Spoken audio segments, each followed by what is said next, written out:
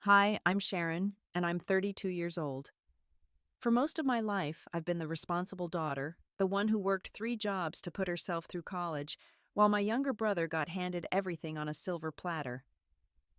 I bought my first house last year, after 8 years of saving every penny, and it felt like finally proving I could make it on my own. But then came that family dinner, the one that changed everything. When my brother Kevin looked me dead in the eye and said those words that still make my blood boil. Before I tell you what happened that night, let me know where you're watching from and hit that like button if you've ever felt overlooked in your own family. Trust me, you won't believe what I had waiting for him, and make sure to subscribe because this story has a twist that'll leave you speechless. Growing up in the Peterson household meant learning early that fairness wasn't exactly our family motto. My parents, Harold and Martha, had this unspoken rule that seemed to guide every decision they made. Kevin, being the baby of the family and the only son, could do absolutely no wrong. Meanwhile, I was expected to be the mature one, the helper, the one who understood why Kevin needed more attention, more money, more everything. From the time I was 10 years old, I was doing Kevin's chores along with my own because he was too young or too busy with his friends. When Kevin wanted guitar lessons, my parents found the money immediately. When I asked for art classes, suddenly the budget was tight. Kevin got a brand new Honda Civic for his 16th birthday. I got a part-time job at the local diner to save up for a used bicycle. The pattern continued through high school. Kevin's grades didn't matter because he was finding himself. My straight A's were expected, not celebrated. When college applications came around, my parents had already started a college fund for Kevin, but somehow forgot to mention they hadn't saved a dime for me. I worked as a waitress, a tutor, and cleaned houses on weekends to pay for community college before transferring to finish my accounting degree. Kevin, on the other hand, got the full university experience. 4 years at State, complete with fraternity dues, spring break trips, and a monthly allowance that was more than I made working 40 hours a week. When he graduated with a barely passing GPA and a degree in communications he never used, my parents threw him a huge party. When I graduated, summa cum laude, they said they were proud, but couldn't make it to the ceremony because Kevin had a job interview that day. That job interview, like the dozen that followed, didn't pan out. Kevin bounced from job to job, never lasting more than 6 months anywhere. There was always an excuse. The boss was unreasonable. The coworkers were jealous. The work was beneath him. My parents nodded sympathetically and continued to support him financially, while I worked 60-hour weeks to establish myself in my career. By the time I turned 30, I had managed to save enough for a down payment on a small 3-bedroom house in a quiet neighborhood about 20 minutes from where I grew up. It wasn't fancy, but it was mine. The mortgage payments stretched my budget, but every month when I signed that check, I felt proud. This house represented everything I had worked for, every sacrifice I had made. Every night I had fallen asleep exhausted but determined. Kevin, meanwhile, was still living in his childhood bedroom, working sporadically and spending most of his time playing video games or hanging out with friends who seemed just as directionless as he was. But lately something had changed. He had started asking questions about my house during family dinners. How much were my mortgage payments? Was I lonely living by myself? Wouldn't it be nice to have someone to help with the expenses? The phone call came on a Tuesday evening in late September. I was just finishing up some client files when my mother called, her voice carrying that particular tone that meant she wanted something. "Sharon, honey, I was hoping you could come for dinner this Sunday. It's been too long since we've all been together as a family." Something in her voice made me pause. My family wasn't exactly known for spontaneous dinner invitations, especially not ones that required my presence specifically. We usually saw each other for major holidays and the occasional birthday, and that arrangement had worked fine for everyone involved. "Is everything okay, Mom? This seems kind of sudden." "Oh, everything's fine, dear. It's just that Kevin has been going through a rough patch lately, and your father and I thought it would be nice to have some family time. You know how much Kevin looks up to you." That last part almost made me laugh out loud. Kevin had never looked up to me a day in his life. If anything, he seemed to resent the fact that I had managed to build a stable life while he was still figuring out what he wanted to do when he grew up. "What kind of rough patch?" I asked, though I had a feeling I already knew the answer. "Well, he lost his job at the marketing firm last month. Apparently, there were some personality conflicts with his supervisor. You know how sensitive Kevin is." Sensitive wasn't the word I would have used. Kevin had a problem with authority and an even bigger problem with accepting responsibility for his mistakes. This was the third job he had lost in the past year, and each time the story got more elaborate about how it wasn't really his fault.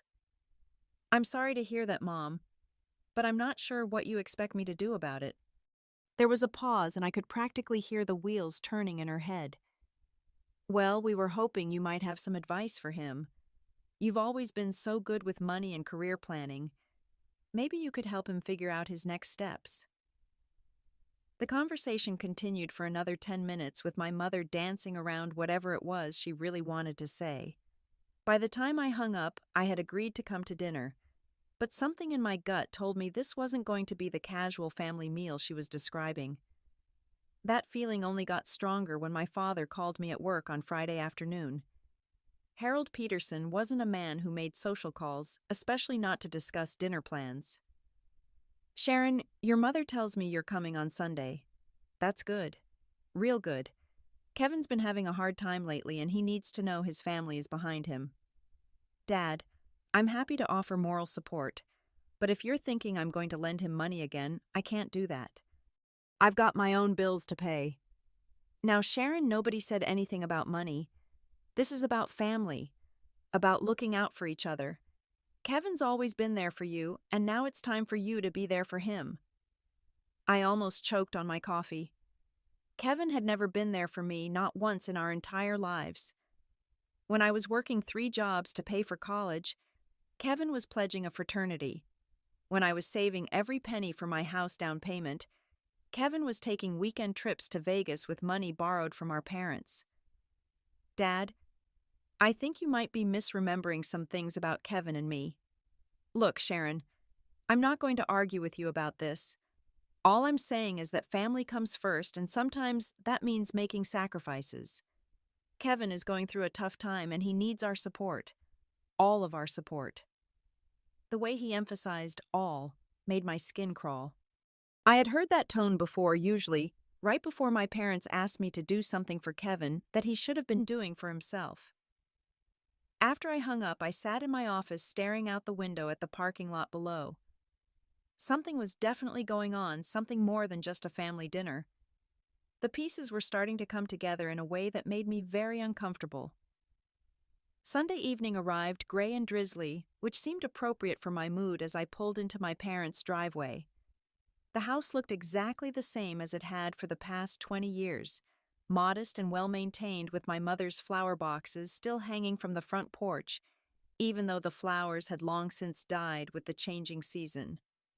Kevin's beat-up Toyota was parked in the driveway, which meant he was already here. I took a deep breath and steeled myself for whatever was coming. The front door opened before I could knock, and my mother appeared with her usual tight smile. "Sharon." "Oh, I'm so glad you could make it. Come in, come in. Kevin's already here, and your father just finished carving the roast." The house smelled like the Sunday dinners of my childhood. That combination of beef and vegetables and the vanilla candles my mother always burned when she was trying to create a cozy atmosphere, but there was nothing cozy about the tension I could feel the moment I stepped inside. Kevin was sitting in the living room, sprawled across the couch like he owned the place. He looked up when I walked in, and there was something different about his expression. Usually Kevin looked at me with a mixture of indifference and mild annoyance, like I was a piece of furniture he had to navigate around. But today there was something else there, something that looked almost like satisfaction. "Hey sis, looking good. Success suits you." The comment was casual enough, but the way he said it made me uncomfortable. Kevin wasn't known for giving compliments, especially not to me. "Hi, Kevin. Mom said you lost your job. I'm sorry to hear that." He shrugged like it was no big deal. "Yeah, well, these things happen. Sometimes you've got to lose one thing to find something better, you know." Before I could ask what he meant by that, my father appeared in the doorway. "Sharon, there's my successful daughter. Come give your old man a hug." The forced cheerfulness in his voice was almost worse than Kevin's smug expression. My father wasn't a naturally cheerful man, especially not when there were family problems to discuss. The fact that he was trying so hard to seem upbeat only confirmed my suspicion that something was seriously wrong. Dinner started normally enough. My mother had made all the usual dishes, pot roast and mashed potatoes and green beans that came from a can. The conversation was light, touching on the weather and my work and Kevin's job search, but I could feel the undercurrent of tension running through every exchange. My parents kept glancing at each other across the table, and Kevin seemed to be enjoying some private joke that he wasn't sharing with the rest of us. Every few minutes he would catch my eye and smile in a way that made my stomach clench. "So Sharon," my father said as my mother served dessert, "your mother and I have been talking about family assets lately, about how important it is for families to support each other, especially during difficult times." Here it comes, I thought. Whatever this dinner was really about, we were finally getting to it. "What kind of assets, Dad?" "Well, property, for instance. You've got that nice house of yours, and Kevin is in a position where he needs some stability while he gets back on his feet." I set down my fork carefully. "What exactly are you suggesting?" My mother jumped in before my father could answer. "We're not suggesting anything, dear. We're just talking about how families help each other. Kevin has always been such a good brother to you, and now that he's going through this rough patch, we thought maybe there might be a way for you to return the favor." The phrase "good brother" was so far from reality that I almost laughed, but the serious expressions on my parents' faces told me this wasn't the time for humor. "Mom, I'm still not sure what you're getting at." Kevin leaned back in his chair, and that smug smile spread across his face again. "What they're getting at, sis, is that maybe it's time for the family to stick together, pool our resources, share what we have." The way he said, "share what we have," made it clear that he wasn't talking about sharing anything of his own. Kevin didn't have anything to share except debt and a track record of failure.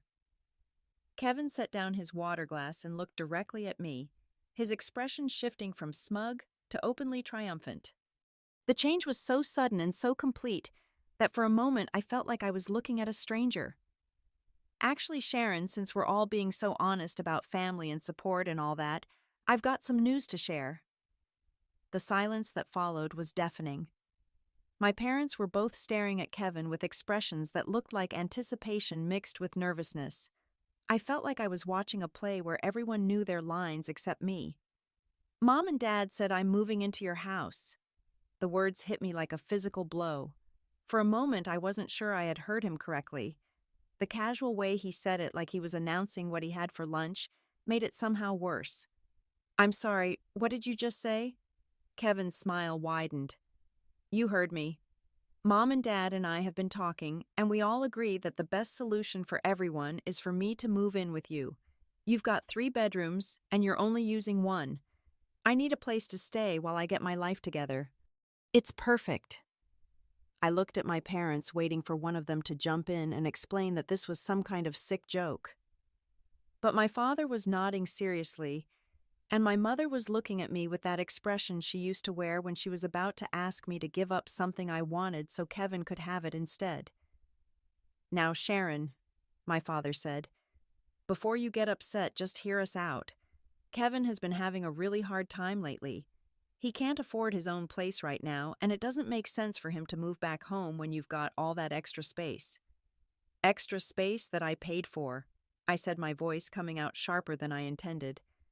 "Extra space that I work 60 hours a week to afford." "And that's exactly why this makes so much sense," my mother chimed in. "You're working all the time anyway, so you're hardly ever home.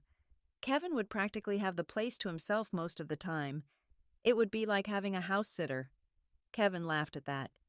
"A house sitter who might actually improve the place.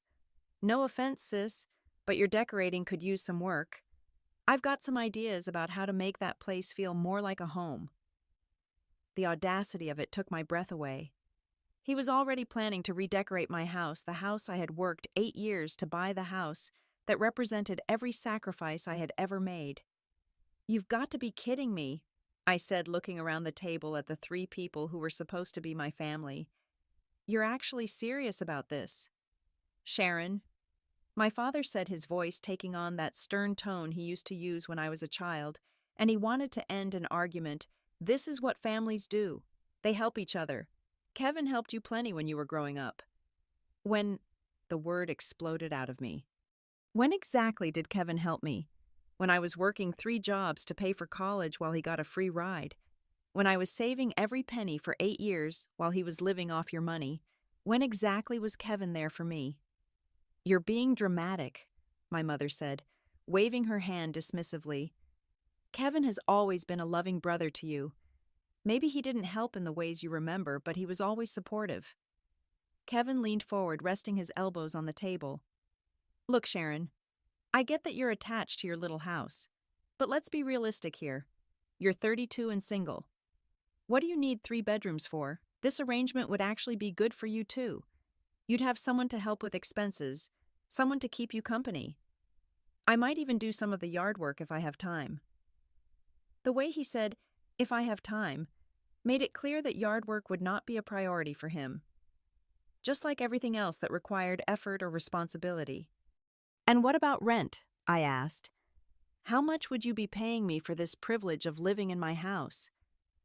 The look that passed between my parents and Kevin told me everything I needed to know. "Well," my mother said carefully, "we thought that since you're family and since you'd be helping Kevin get back on his feet, maybe we could work out something more informal than a traditional rental agreement." "You mean free?" I said flatly. "I wouldn't say free," Kevin said with that infuriating smile. "I'd be contributing in other ways. Like I said, I could help with the yard work, maybe do some cooking. You know I make a mean spaghetti sauce." I stared at him in disbelief. He was talking about my house like it was some kind of vacation rental that he was graciously willing to occupy. The house that I had scraped and saved and sacrificed for was just supposed to become Kevin's latest free ride. "This is insane," I said, pushing my chair back from the table. "You can't just decide that I'm going to let Kevin move into my house. It's my house. I bought it, I pay for it, and I get to decide who lives there." "Sharon," my father said, his voice getting harder, "you're being selfish. This family has always been there for you, and now when we need you to step up and be there for us, you're thinking only about yourself." "This family has always been there for me," I repeated. "Dad, this family has never been there for me. This family has spent 32 years making it clear that Kevin's needs, Kevin's wants, Kevin's problems are more important than anything I might need or want." Kevin stood up from the table, his expression shifting from smug to angry. "You know what, Sharon? Maybe Mom and Dad are right. Maybe you are selfish. You've got this big house that you live in all by yourself, and you can't even help out your own brother when he's going through a tough time." Going through a tough time. I laughed, but there was no humor in it. "Kevin, you've been going through a tough time for the past 10 years. And every single time Mom and Dad have bailed you out. Well, I'm not Mom and Dad, and I'm not your personal bailout service." The silence that followed was thick with tension. My parents were looking at me like I had just announced I was joining a cult, and Kevin was staring at me with open hostility. But then something shifted in his expression, and the smug smile returned. "Actually, Sharon, I don't think you have much choice in the matter." There was something in Kevin's tone that made every alarm bell in my head start ringing. The way he said choice made it sound like he thought this was already a done deal, like my opinion didn't matter. "What do you mean, I don't have much choice?" Kevin glanced at our parents, who both nodded almost imperceptibly. It was like watching a choreographed performance, and I was the only one who didn't know the routine. "Well," Kevin said, settling back into his chair like he was getting comfortable for a long explanation. "Mom and Dad and I have been talking about this for weeks, and we all agree that this is the best solution for everyone involved." "The best solution according to who?" You haven't asked me what I think would be the best solution. Because sometimes, Sharon, my father interjected, the needs of the family have to come before individual preferences. Kevin needs help, and you're in a position to provide that help. It's that simple. It's not that simple at all, Dad. It's my house. I worked for it, I paid for it, and I get to decide what happens with it. My mother reached across the table and patted my hand in that condescending way she used to when I was upset about something she thought was trivial. Sweetie, we know you're attached to your independence, but think about it practically. Kevin will be a great roommate. He's family, so you know you can trust him, and you won't be so lonely anymore. I'm not lonely, Mom. I'm independent. There's a difference. Kevin laughed. Come on, sis. Living alone in that big house, working all the time, no boyfriend, no social life to speak of. That's not independence, that's just sad. The casual cruelty of his words hit me like a slap. This was how my family saw my life, my accomplishments, my carefully built independence. Not as something to be proud of, but as something sad and lonely that needed to be fixed. Kevin, I said, keeping my voice as level as possible, my personal life is not your concern, and neither is my house. Actually, he said, leaning forward with that triumphant expression again, I think it kind of is my concern. See, Mom and Dad and I have been talking about inheritance planning. The bottom dropped out of my stomach. What does inheritance have to do with anything? My parents exchanged another one of those looks, and my father cleared his throat. Sharon, your mother and I have been thinking about the future, about how we want to distribute our assets when the time comes, and we've realized that maybe we haven't been entirely fair to Kevin over the years. I stared at him in disbelief. Not fair to Kevin? Dad, you've given Kevin everything. You paid for his college, you bought him a car, you've been supporting him financially for years. And we gave you your independence, my mother said, like independence was some kind of consolation prize. We taught you to be self-sufficient, to work hard, to take care of yourself. Those are valuable gifts, too.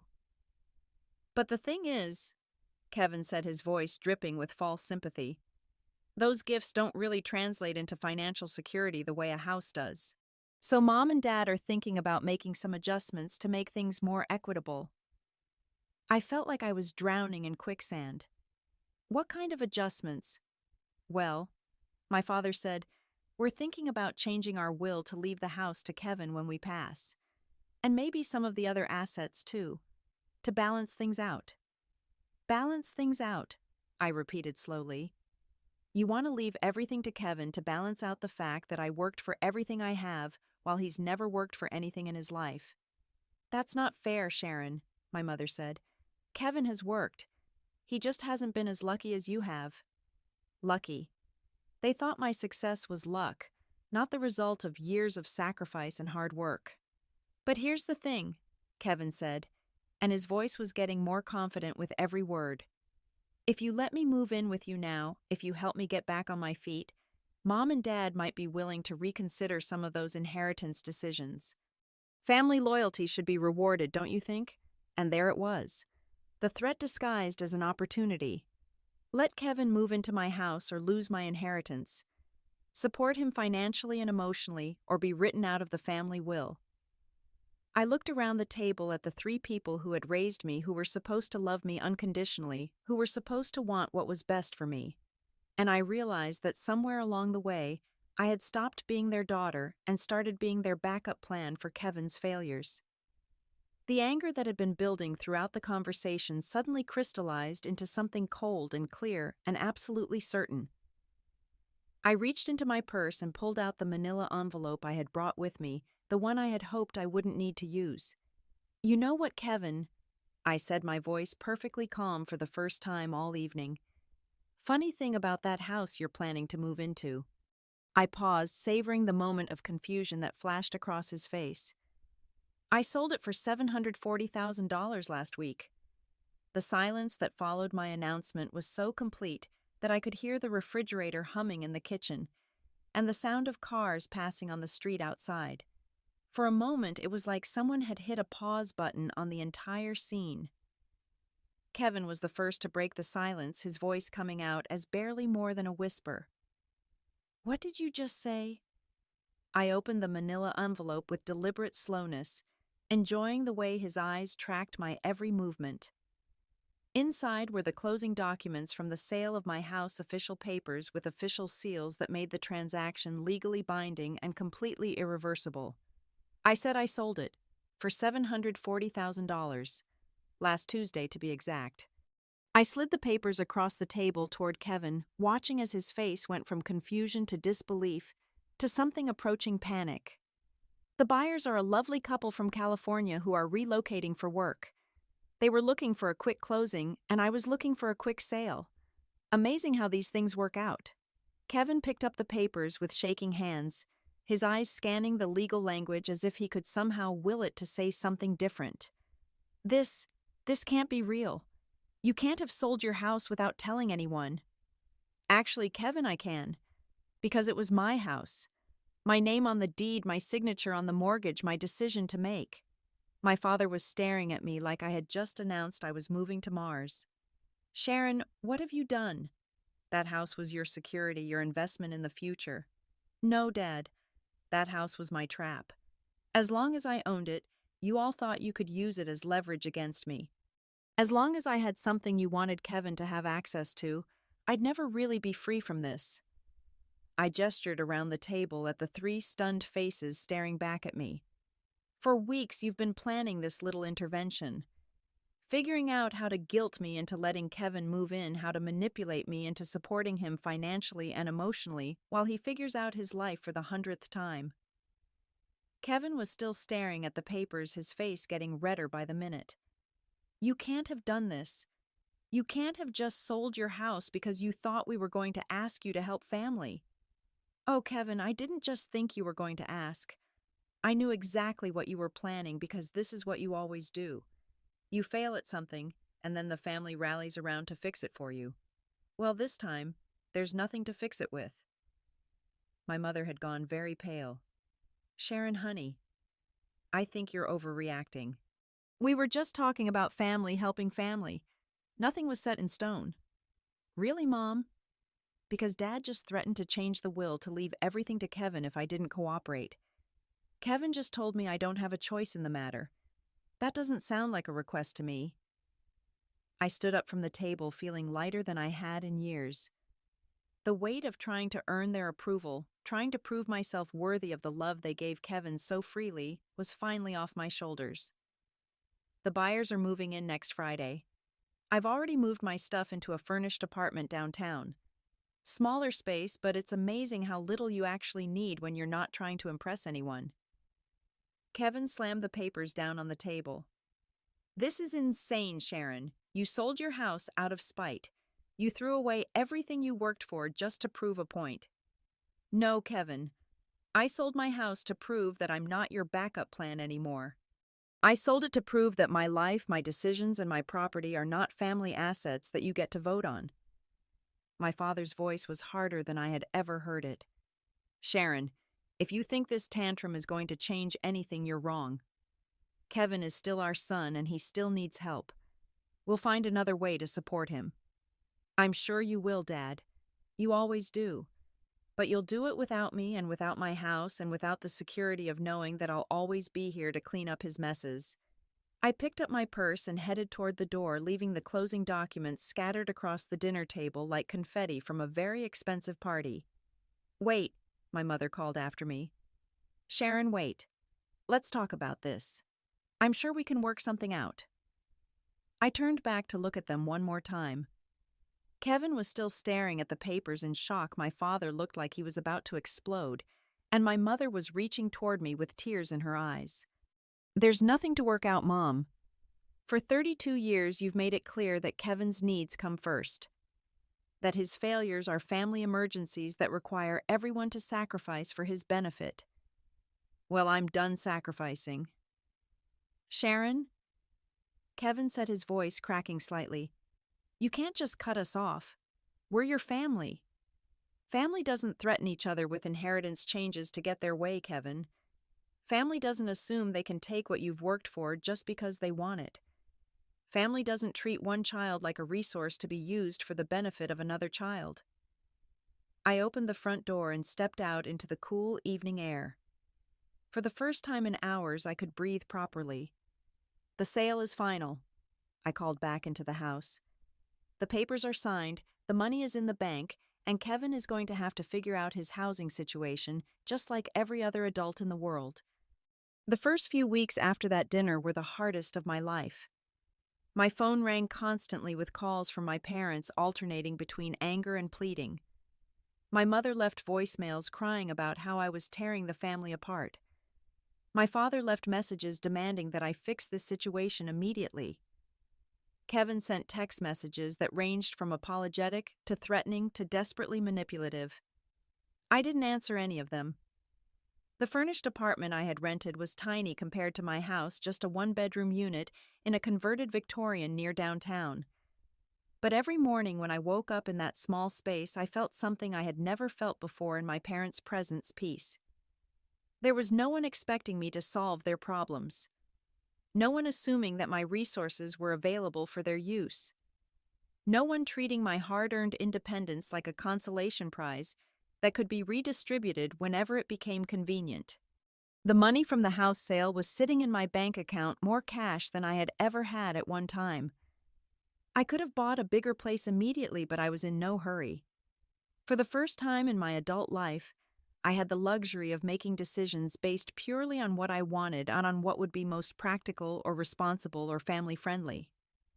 About a month after the dinner, I ran into Mrs. Chen, my former next-door neighbor, at the grocery store. She looked surprised to see me and asked how I was enjoying the new place. When I told her I had moved, her expression shifted to concern. "Oh, honey, I hope it wasn't because of money problems. I know how hard you worked for that house." I smiled, realizing that Mrs. Chen had shown more genuine concern for my well-being in 30 seconds than my family had shown in 32 years. "No money problems. I just decided it was time for a change." She nodded approvingly. "Good for you. Sometimes we hold on to things longer than we should, just because we're afraid of change. Takes courage to start fresh." That conversation stayed with me for days. Mrs. Chen was right about courage, but she was wrong about one thing. I hadn't been afraid of change. I had been afraid of disappointing people who were never going to be satisfied with anything I did anyway. The apartment complex where I was living had a small gym in the basement, something I never would have used when I was working 60-hour weeks and maintaining a house.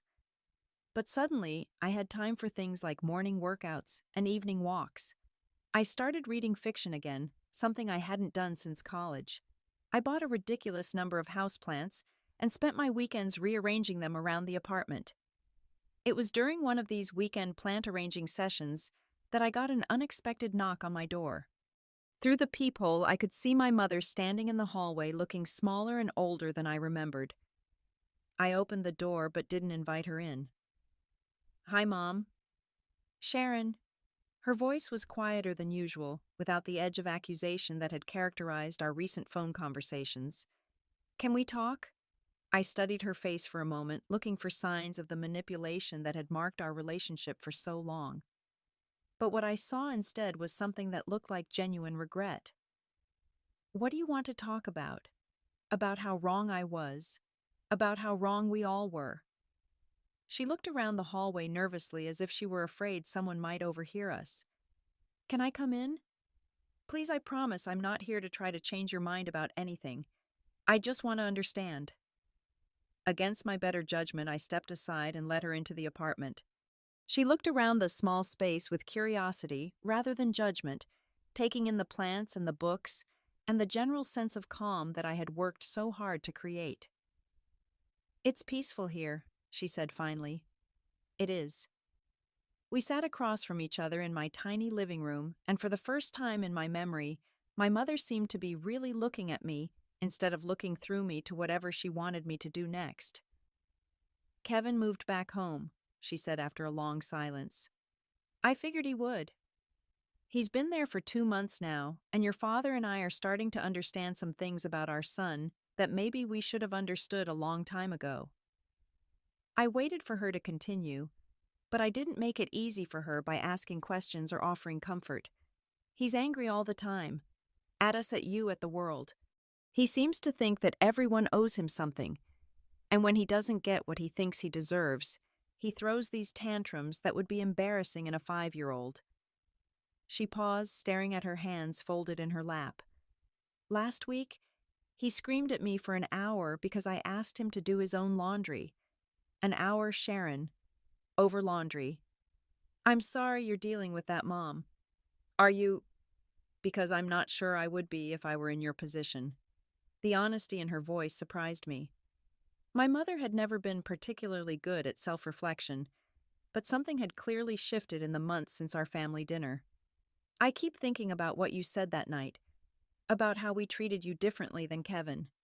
And I keep trying to remember times when that wasn't true, times when we put your needs first, or celebrated your achievements the way we celebrated his. She looked up at me and there were tears in her eyes. I can't think of any, Sharon. Not a single time when we prioritized your happiness over his convenience. The admission hung in the air between us like a confession at a church service. Why? I asked. Why was it always about Kevin? She was quiet for so long that I thought she might not answer. When she finally spoke, her voice was barely above a whisper. Because you were so capable. Even when you were little, you were responsible and independent and smart. You figured things out on your own. You solved your own problems. You never seemed to need us the way Kevin did. But I did need you, Mom. I needed you to be proud of me, to support me, to treat me like I mattered as much as Kevin did. I know that now. But at the time, it felt like Kevin would fall apart without constant help, and you would be fine no matter what. So we gave him the help, and we gave you the expectation that you would always be fine. She wiped her eyes with a tissue from her purse. Your father and I created a monster, Sharon. We turned Kevin into someone who expects the world to revolve around his needs, and we turned you into someone who expects nothing from the people who are supposed to love her most. The truth of that statement hit me like a physical blow. She was right. I had learned to expect so little from my family that selling my house rather than fighting for my right to keep it had seemed like the reasonable option. What do you want from me, Mom?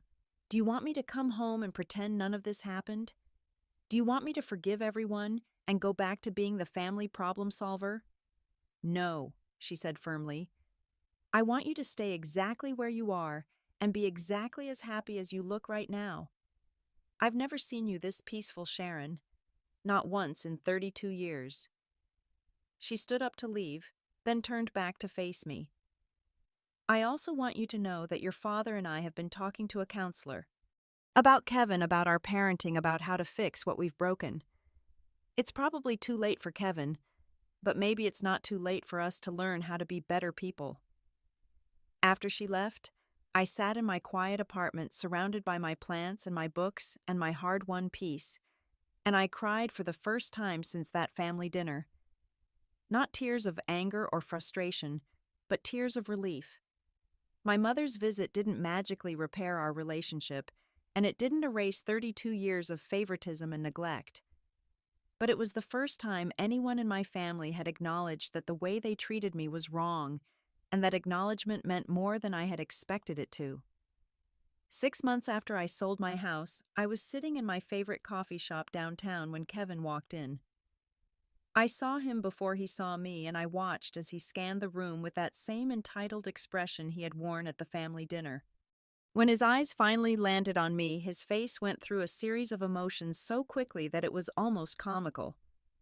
Surprise, anger, calculation, and finally something that might have been shame. He approached my table slowly like he wasn't sure I wouldn't get up and leave the moment I saw him coming. Sharon? Kevin, can I sit down? I gestured to the empty chair across from me, curious to see what he wanted to say after months of silence. He looked different than he had at the dinner. Thinner, more tired, less confident. The smug expression that had been so infuriating that night was nowhere to be seen. I've been looking for you, he said after ordering a coffee from the waitress. Why? Because I owe you an apology. A real one, not the fake ones I've been sending in text messages. I waited for him to continue, but I didn't make it easy for him by encouraging him or expressing forgiveness prematurely. Living at home again has been educational. Turns out mom and dad are a lot less patient with my problems when they don't have you as a backup plan. He laughed, but there was no humor in it. They've been making me go to therapy. Individual therapy, family therapy, job counseling, the whole 9 yards. And one of the things my therapist keeps asking me is when I started thinking that other people owed me things just because we shared DNA. His coffee arrived, and he wrapped his hands around the mug like he was trying to warm himself from the inside out. I think it started when I was really young and realized that every time I screwed up, someone would fix it for me. And you were always there being responsible and capable and making everything look so easy. So I figured that was just your role in the family. The fixer. The one who had her act together so the rest of us didn't have to. That wasn't my role, Kevin. That was a role you assigned to me without asking if I wanted it. I know that now. But at the time, it felt natural. Like that's just how families worked. Some people are takers and some people are givers, and you were obviously a giver. He took a sip of his coffee and made a face like it was too bitter. The thing is, I never thought about what it cost you to always be the giver.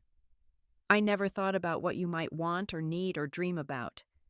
You were just this resource that I could access whenever I needed help. The casual way he described me as a resource made my stomach turn, but I could see that he was beginning to understand how dehumanizing that perspective had been. My therapist asked me to write down all the ways you helped me over the years, all the times you covered for me or fixed my mistakes, or just stayed quiet when mom and dad treated you badly so they could focus on my problems. He pulled a folded piece of paper out of his pocket and set it on the table between us. It's 4 pages long, Sharon. 4 pages of ways that you made my life easier while I made your life harder. I didn't pick up the paper, but I could see that it was covered in Kevin's handwriting front and back of multiple sheets. Do you want me to read it? No, I said. I don't need a list to remember what happened. I lived it. He nodded and put the paper back in his pocket. I also don't need you to feel guilty about it now, Kevin. What I needed was for you to recognize it while it was happening and choose to be different. You're right, but I was too selfish and too comfortable to choose differently.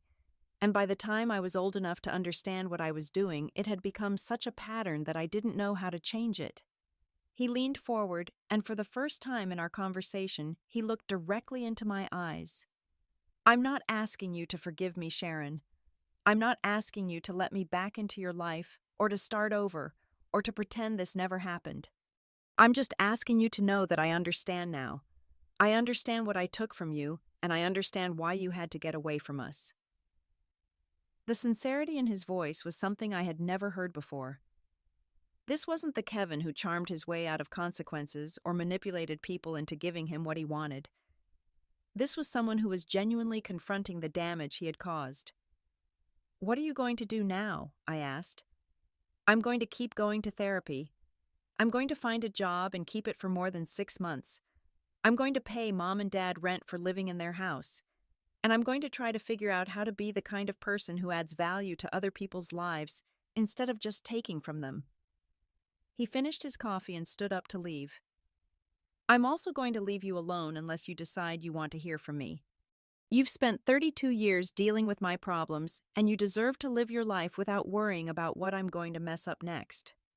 After he left, I sat in the coffee shop for another hour processing the conversation and trying to figure out how I felt about his apology. It was more genuine than anything I had expected from Kevin, but it also felt like too little too late. The damage wasn't just about the individual incidents of selfishness or manipulation. It was about a lifetime of being treated like my needs didn't matter, my feelings didn't count, and my role in the family was to serve everyone else's convenience. Kevin's apology couldn't undo that damage, and neither could my mother's acknowledgement of their mistakes. But what they could do was validate my decision to walk away to sell my house to refuse to be their backup plan anymore. For the first time since that family dinner, I felt completely certain that I had made the right choice. A year after I sold my house, I was living in a completely different world. I had used part of the money from the sale to start my own accounting practice, something I had always dreamed of doing, but never had the financial security to attempt. Working for myself meant longer hours sometimes, but it also meant that every success belonged to me, and every decision was mine to make. I had also used some of the money to travel, something I had never been able to afford when I was supporting myself on a single income while maintaining a house. I spent 2 weeks in Ireland hiking through countryside that looked like something out of a fairy tale. I took a long weekend in New Orleans eating incredible food and listening to music that made my soul feel lighter. I visited my college roommate in Seattle and remembered what it felt like to have relationships based on mutual respect and genuine affection. The apartment I was renting had become a real home filled with furniture I had chosen because I liked it rather than because it was practical or affordable. I had plants everywhere, books stacked on every surface, and artwork on the walls that made me smile every time I looked at it. My relationship with my parents had evolved into something cautious but functional. They called me occasionally to check in, and I answered when I felt like talking. We had dinner together every few months, careful conversations about safe topics like work and weather and current events. Kevin was usually absent from these gatherings, which suited everyone involved. I had also started dating someone, a fellow small business owner named David, who understood the value of independence and didn't see my success as something that needed to be managed or shared. He had his own apartment, his own friends, his own life, and he seemed to genuinely enjoy the fact that I had mine. It was David who was with me when I got the call from my mother on a Thursday evening in late fall. "Sharon, I hope I'm not calling at a bad time." "No, it's fine, Mom. What's up?" "It's about Kevin. He's been doing really well lately. He's had the same job for 8 months now, and he's been paying us rent, and he's still going to therapy. But something happened today that I thought you should know about." I braced myself for whatever family drama was coming next, but my mother's tone was different than usual. She sounded almost proud. "He got a promotion at work. A real one with more responsibility and a significant raise. And instead of celebrating by going out and spending money, he doesn't have. He came home and asked your father and I if we thought he was ready to start looking for his own apartment." I was genuinely surprised. The Kevin I knew had never voluntarily moved toward more responsibility or independence. That's really good, Mom." "It is good. But the reason I'm calling is because of what he said when we told him we thought he was ready to live on his own." She paused, and I could hear her taking a deep breath. "He said he didn't want to be the kind of person who needed his family to take care of him anymore. He said he wanted to be the kind of person that Sharon could be proud to call her brother." The unexpected mention of my name made my throat tighten with emotion. "He's not asking to see you or talk to you," my mother continued quickly. "He's not asking for anything from you at all.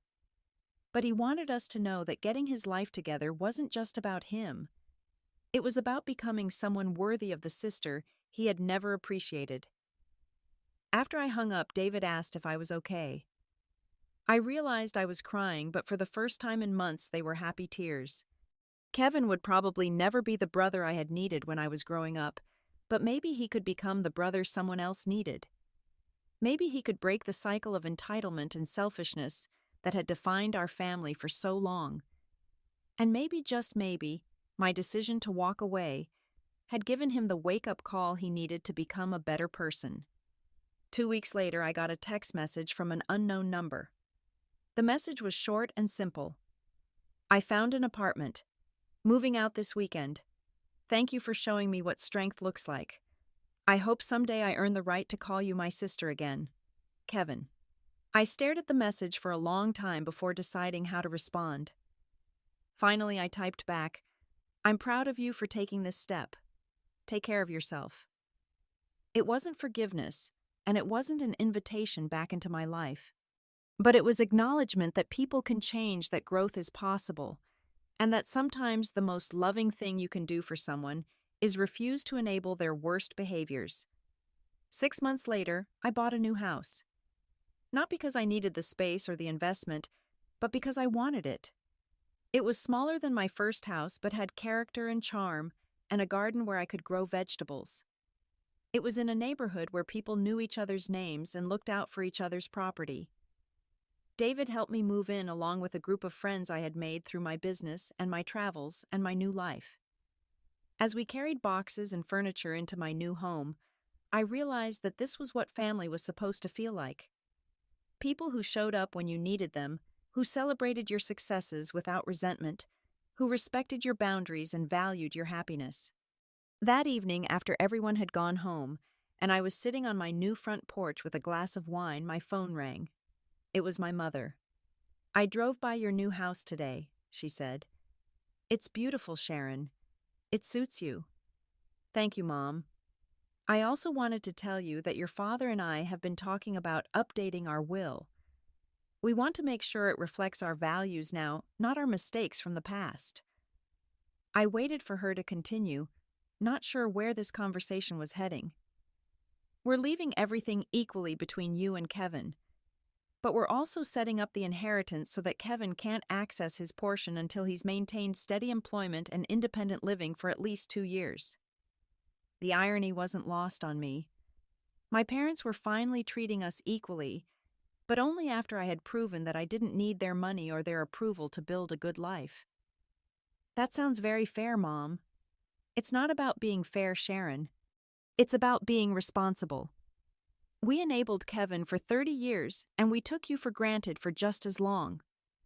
We can't undo that damage, but we can make sure we don't continue making the same mistakes." After we hung up, I sat on my porch for another hour watching the sunset and thinking about the strange turns life can take. A year and a half ago, I had been trapped in a dynamic that made me feel worthless and invisible. Tonight I was sitting on the porch of a house I had chosen in a life I had built surrounded by people who valued me for who I was rather than what I could do for them. The decision to sell my house had cost me my relationship with my family as I had known it. But it had given me something infinitely more valuable, the knowledge that I was strong enough to choose my own happiness over other people's expectations. Sometimes the greatest gift you can give yourself is the courage to say no to the people who never learned to respect your yes. And sometimes selling everything you've worked for is the only way to buy back your freedom. If you've ever felt like the family problem solver, the one who's expected to sacrifice for everyone else's benefit, I want to know your story. Drop a comment below and tell me how you've learned to set boundaries with the people who are supposed to love you most. And if this story helped you feel less alone in your struggles, please hit that like button and subscribe for more stories about finding your strength in the most unexpected places.